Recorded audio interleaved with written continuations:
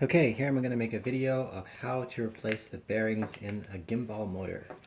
Many of these motors have replaceable bearings, not all of them, and they all seem to be approximately the same in how you do it, although the bearing sizes differ. A common size is the 8 by 12 by 3.5 bearing. So this is good because bearings always wear out eventually, and eventually you're going to have to replace them, or you have to replace the entire motor or the entire fan, or whatever the machine is. So these are called circlip pliers for external circlips, outer diameter circlips. It's kind of hard to get the kind that you need. These have to have fairly small pins on the end. These are 1mm pins. 1.2mm pins is the maximum size for these particular motors. But I was able to get these on Amazon. They were $36. These are a good brand name, German-made Nipex.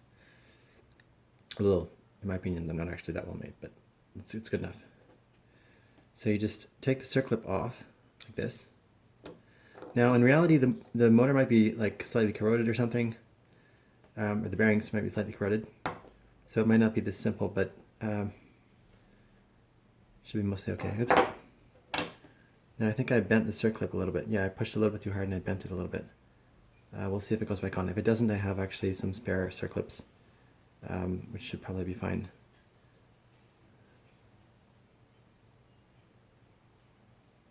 Just bend it back. There, put that aside. Then we got these little brass washers on there, so I'm going to get those off.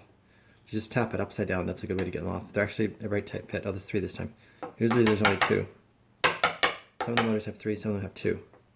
Okay, so we've got the 3 different washers off. Well, they're probably all the same. And then we're just going to pull the thing right out. The shaft usually comes right out. Sometimes one of the bearings gets stuck on the shaft. And in that case, it's a little bit hard to remove, but you take a screwdriver and you can carefully pry it out. If it was rusted on there, that would be complicated. You need like a little tiny pry bar. I have this thing here, which is it was a lockpick.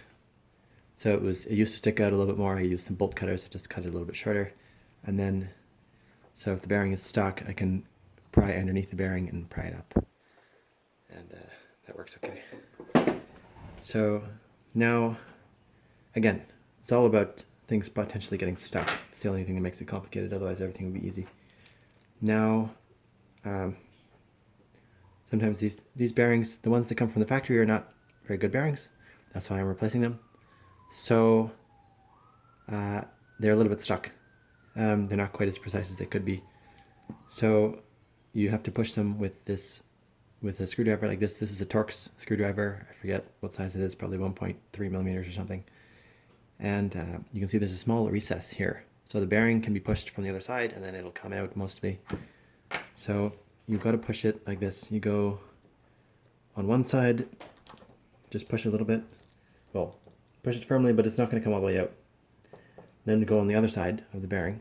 You can see that. See, it's one side and the other side, like that. So you're pushing it. And just do that repeatedly. If you're not getting anywhere, push harder. Start small. And eventually it should come out. Okay, now it's come out most of the way. And then just hold it in your fingers and the bearing will come out, no problem. The remainder of the way, so put that aside. That's one of the crummy bearings. Then we have the other side. Now you can put this against the table like this, but I don't really like to do that because it could damage the coils. So I have this convenient implement here, which is just a roll of wire. A roll of tape or something would work fine. Just put it in there like that. It supports the thing while I press on the bearings. Same idea. This time they come all the way out because there's no table below, so you know immediately as soon as it's loose. And those are the bearings that I've previously removed. They just live in there. Now we get our nice bearings, the P6Z4 bearings. Here we go. You can see the name of the company on there. And they don't actually say that they're P6Z4, but I can tell they're Z4 because they don't make any noise. And you can tell they're P6, well, they're probably P6 because of how precisely they fit into the motor and on the shaft. See, these aren't a tight fit at all. These just go right in. And same on the back. Then we go, just put the shaft back in.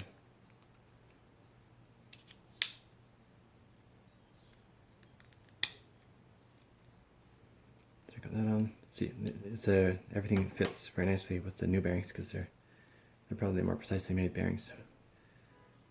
Or maybe they just match by coincidence, but it always seems to be a better fit. Like every time I've replaced quite a number of the bearings on different motors.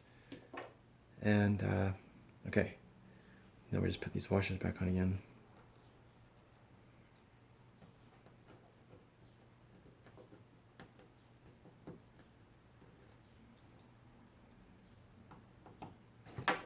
And then we're going to see if this circlip still fits. Did I damage it too much or what? Circlips are easy to get.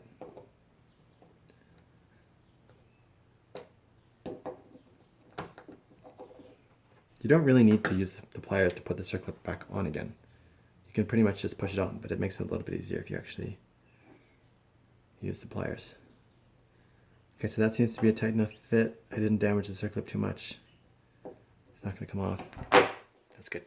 There you have a nice motor with really good bearings. It'll last for many years, and you can replace the bearings again whenever you want.